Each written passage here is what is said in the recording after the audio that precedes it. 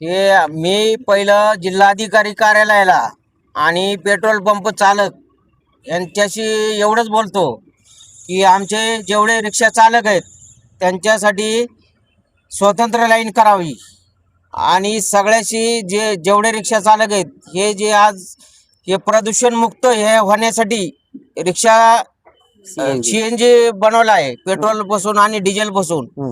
तर सीएनजी मुक्त करण्या म्हणजे प्रदूषण मुक्त करण्यासाठी त्याच्यासाठी आपण बीड जिल्ह्यामध्ये पंप चालू झालेत आणि ह्या चालू झालेल्या याच्यामध्ये लोकांनी सीएनजीचा प्राधान्य दिलंय.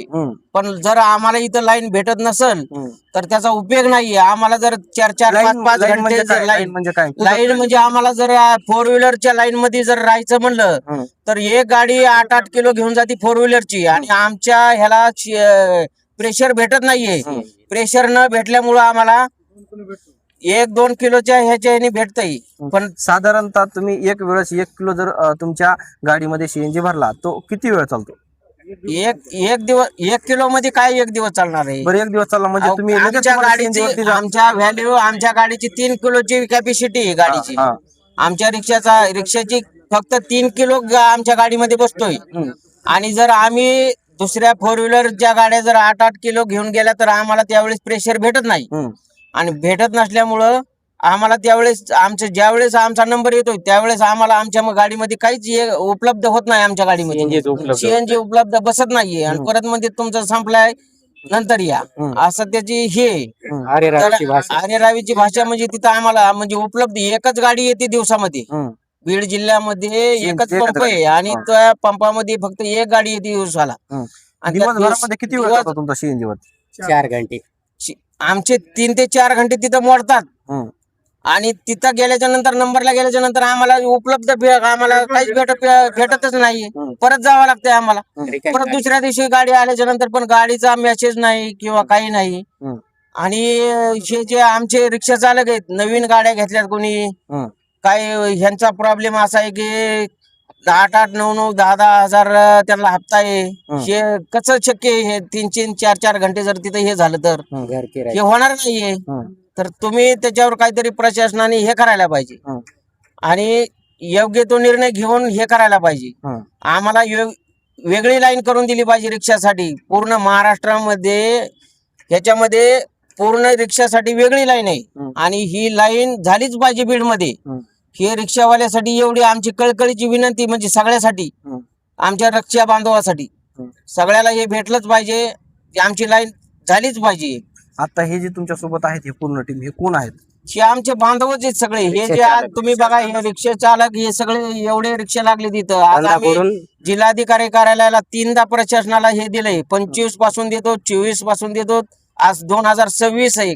कालच आपण किती तारखेला दिला ते 20 तारखेला आम्ही जिल्हाधिकाऱ्याला दोन्ही ह्याला दिलेलं आहे, पुरवठाला अधिकाऱ्याला दिलंय आणि हे सगळं त्यांच्याशी ते म्हणले आम्ही आवडीचे लक्ष हे द्यायला लागले. ते उत्तर नानांनी सांगितलं की आम्ही जर तुम्ही आमच्या लेखी पुराव्याची दखल घेत नसाल तर आम्ही जिल्हाधिकारी कार्यालयाच्या समोर सर्व रिक्षा घेऊन सर्व रिक्षा बंद करून जिल्हाधिकारी कार्यालयाच्या समोर आंदोलन करणार आहे. नक्कीच आम्ही नक्कीच सर्व रिक्षा जेवढे बी आमचे 100 असो, 150 असो किंवा 200 असो सर्व आम्ही एक दिवस आम्ही ठरवून आम्ही आमची तारीख डिक्लेअर करू आणि आम्ही जिल्हाधिकारी कार्यालयाच्या समोर उपोषणाला बसणार आहे.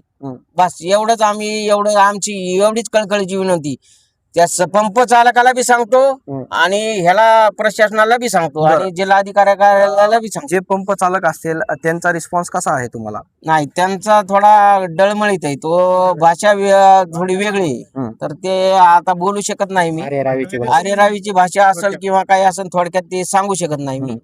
पण आमच्या अन्याय होत हे त्यांच्यावर अन्याय कोण करतो? अन्याय म्हणजे आता काय वाटतं तुम्हाला? कोण अन्याय कशामुळे अन्याय होते? अन्याय म्हणजे हे आता बघा ना, आम्ही 4-4 घंटे तिथं लाईनला लागतो आणि 4 घंट्याच्या नंतर आम्ही तिथं ज्यावेळेस नंबर येतो त्यावेळेस प्रेशर खतम होते, संपतो तिथं.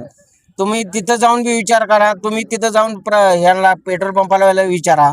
8-8 10-10 किलोच्या जर गाड्या जर गेल्या त्यांच्या लाईनला आम्ही त्यांच्या पाठीमागे राहिलो तर काय होणार? सध्याच्या परिस्थितीत जर पाहायला गेलं पेट्रोल, डिझेल, खाद्यतेल, सीएनजी असेल याचा तुटवडा चालू आहे. ते आहे. तर सध्याच्या परिस्थितीलाच तुम्हाला असं होतं की पहिल्यापासूनच? नाही पहिल्यापासूनच आहे. या सुरुवाती आम्ही 2025 पासून चालणार आहे, ही आजची गोष्ट आपल्या बीड नाही. शहरामध्ये सीएनजी जेव्हापासून चालू झाला हा. तेव्हापासून या तुमची परेशानी आहे. परिचय नाही 100%. आता पुढचा इशारा जिल्हाधिकाऱ्यांना काय असणार? त्यांना आम्हाला उपोषणाला बसण्याशिवाय पुन्हा आमच्याकडे मार्गच नाहीये दुसरा. आम्हाला त्यांच्या याच्यामध्ये उपोषणाला बसावंच लागणार आहे.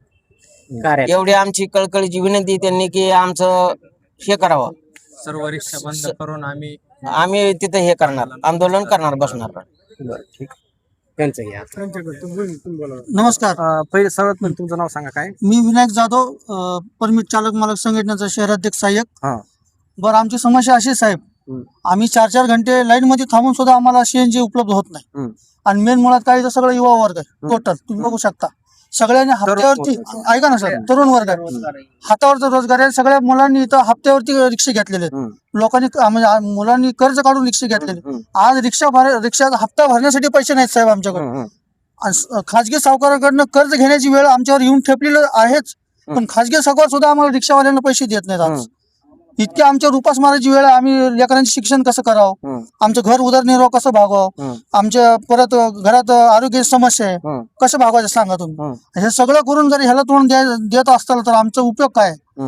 मग सरकार म्हणते काय तर रोजगार करा, रोजगार करून काय उपयोग आहे सांगा. आम्ही कर्जाने रिक्षा काढलेले आहेत. आज आमच्याकडे अक्षरशः खिशात 10,000 रुपये नाहीत घरी जाताना. सगळे रिक्षावाले, इतर रिक्षावाले आहेत ते सीझन मध्ये 2-2, 4-4 हजार रुपये धंदा करतात. 2,000 कमीत कमी 1,500 रुपये तरी धंदा करतात. आम्ही संध्याकाळी फक्त 500 रुपये घरी घेऊन जातो. 500 रुपये मध्ये काय होणार आहे सांगा आजच्या घडीला? रिक्षाचा हप्ता 350 ते 400 रुपये रिक्षाचा हप्ता आहे. कसा उदरनिर्वाह करायचा? आता मी ह्या उद्देशाने एक कलेक्टर साहेबांना, प्रशासनाला एक इशारा देतो. येणाऱ्या काळात जर आम्हाला स्वतंत्र लाईन जर नाही भेटली, आम्ही उपोषण तर करूच, आणि होणाऱ्या घटनेची जबाबदारी प्रशासनाची राहील. आता तुम्ही सांगितलं स्वतंत्र लाईन ही तुम्हाला मिळालीच पाहिजे. नाही मिळाली तर जिल्हाधिकारी कार्यालयाच्या समोर तुम्ही मोठ्या प्रमाणामध्ये आंदोलन करणार. तर ही स्वतंत्र लाईन जी आहे ही आपल्या बीड शहरामध्येच तुम्हाला मिळत नाही की अनेक ठिकाणी जिल्हे आहेत, तालुके आहेत, तालुक्याच्या ठिकाणी दुसरीकडे? आपल्या बीड जिल्ह्यामध्ये 3 म्हणजे माझ्या परिसरात तर 3 पंप आहेत, आणि परळी, अंबेजोगाई आणि केज तिकडे 3 पंप आहेत. त्या 3 पंपावरती रिक्षावाल्यांसाठी सेपरेट लाईन आहे. फक्त ह्या चौसाळा, बीड आणि गेवराई ह्या 3 पंपावरती रिक्षावाल्यासाठी लाईन नाहीये. आणि गेवराईला तर सध्या असं सुरू केलं, 50 रुपये द्यायचं आणि लगेच भरून जायचं. म्हणजे पैसे देऊन भरायचे का? एक्स्ट्रा चार्जेस, सीएनजीचे पैसे असताना देखील एक्स्ट्रा चार्जेस देऊन एक्स्ट्रा चार्जेस भरून सीएनजी देतात ते. आता कसं करायचं सांगा? रिक्षावाला का एवढा पैसेवाला आहे का? आता आम्ही उदरनिर्वाह कसं करावं, आता हा मोठा प्रश्न आहे. उद्या समजा ह्या तरुण वर्गातला एखादा व्यसनेच्या आहारी गेला, कोणी आत्महत्या केली, म्हणजे कर्ज पाय, उद्या हे प्रशासन जबाबदारी घेणार आहे का? एवढंच आमचं म्हणणं. आम्हाला सेपरेट लाईन द्या, आम्ही उदरनिर्वाह करू. जर तुम्हाला सेपरेट लाईन जिल्हाधिकारी कार्यालयाकडून काही तुम्हाला सेपरेट लाईनीचा संदेश वगैरे नाही आला किंवा त्यांच्याकडून काही आता वर्ष झालं सर, आम्ही तुमचा पुढील संदेश काय असणार आहे त्यांना? पुढे आम्ही उपोषण करणार आहे सर. मग ते किती दिवस लागू, आम्ही सगळे रिक्षा बंद करून आम्ही चक्का जाम आंदोलन करू. चक्का जाम आंदोलन करू. एवढी सुद्धा आमची जेलमध्ये जायची सांगता. या ठिकाणावरती सीएनजीचे सर्व रिक्षा पाहायला जर गेला तर सीएनजीचे रिक्षा या ठिकाणावरती उभा आहेत, ठीक आहे ना? आता सीएनजी आहे, डिझेल आहेत आणि पेट्रोल आहेत रिक्षा चालणार आहे, ठीक आहे? तर ही तुम्हालाच परेशानी आहे की डिझेल वाल्यांना बी? डिझेलवाल्यांचा प्रश्न आता हे उद्योगामुळे या महिनाभरात झालं, पण आम्ही वर्षभर झुंज देतो ना साहेब या लाईनीसाठी. वर्षभर झालं आम्हाला लाईनच, म्हणजे 4-4 तास लाईन थांबून सुद्धा आम्हाला सीएनजी उपलब्ध होत नाही साहेब. कधी कधी रिकामी जावं लागतं. पेट्रोल टाकून जर व्यवसाय करायचा म्हणलं, मला शोरूम वाल्याने म्हणू द्या, मी रिक्षा फ्री मध्ये देऊन टाकतो, परवडतच नाही साहेब. हो, 200चे पेट्रोल टाकले 150 रुपये धंदा होते, पदरून 50 टाकायचे का? अडचण म्हणजे सीएनजी वाल्याचे. हो, पेट्रोल वाल्यांची, डिझेल वाल्यांची काही अडचण नाही. सीएनजी वाल्यांचे जे आहे ते नवीन, आता सध्याच्या परिस्थितीला जर पाहायला गेलं तर 1 ते 1.5 वर्षापूर्वीच सीएनजीचे जी रिक्षा आहेत आपल्या बीड शहरामध्ये सीएनजी ही चालू झालेली आहे. 1 ते 1.5 वर्षापूर्वीच बघू शकता या ठिकाणावरती हे रिक्षे दिसून येत आहेत आपल्याला. हे सर्व रिक्षे मोठी लाईन लागलेली आहे या ठिकाणावरती. 70-80 रिक्षा या ठिकाणावरती आहेत. सर्व रिक्षा जे आहेत हे सीएनजीचे रिक्षा आहेत. आणि सीएनजी चालू झाल्यापासून या सर्व रिक्षा चालकांनी हे सीएनजी रिक्षा घेतलेले आहेत आणि हे जी रिक्षा घेतलेले आहेत यांनी कॅश किमतीमध्ये न घेता हे याच्यावरती भाड्यावरती काही लोकांनी भाड्यावरती घेतलेले आहेत, काही लोकांनी हप्त्यावरती घेतलेले आहेत. तर त्यांचं म्हणणं असं आहे की जर आम्हाला सीएनजी वेळेवरती नाही मिळाली तर आम्ही जे याचा हप्ता, या गाडीचा जे हप्ता आहे ते हप्ता कसा भरावायचा, घर कसं चालवायचं, या सर्व गोष्टी ज्या आहेत यांच्या मोठ्या अडचणी आहेत. आणि याच अडचणीसाठी यांनी जिल्हाधिकारी कार्यालयाकडे पत्र देखील वारंवार निवेदन देखील केलेले आहेत. 2 ते 3 वेळेस यांनी जिल्हाधिकारी कार्यालयावरती पुरवठा विभागाला पत्र देखील दिलेले आहेत. मात्र त्यांच्या त्या पत्राची कुठलीही दखल घेतली जात नाही. बघू शकता या ठिकाणावरती लाईनशीर असे रिक्षा लावलेले दिसून येत आहेत आपल्याला या ठिकाणी. आणि हे रिक्षा जर पाहायला गेलं तर हे काही जुने रिक्षा नाहीत, सर्व नवे कॅट रिक्षा दिसून येत आहेत आपल्याला. बघू शकताय का अंदाजा 1 ते 1.5 वर्षाच्या कालावधीमधले हे सर्व रिक्षा आहेत. बघू शकता या ठिकाणावरती इकडच्या साईडला जरी पाहायला गेलं तर रिक्षाची लाईन लागलेली आहे. आणि याच्यामध्ये काही रिक्षा अशा आहेत, आता सध्याच्या परिस्थितीमध्ये जरी पाहायला गेलं तर काही रिक्षामध्ये सीएनजी नाही. सीएनजी नसल्याचं कारण सांगायचं म्हणजे वेळेवरती त्यांना सीएनजी न मिळाल्यामुळे या ठिकाणावरती काही रिक्षा चालकांनी या ठिकाणावरती येऊन रिक्षा उभा केलेल्या आहेत. आणि रिक्षा चालकांनी आंदोलनाचा देखील या ठिकाणावरून इशारा दिलेला आहे.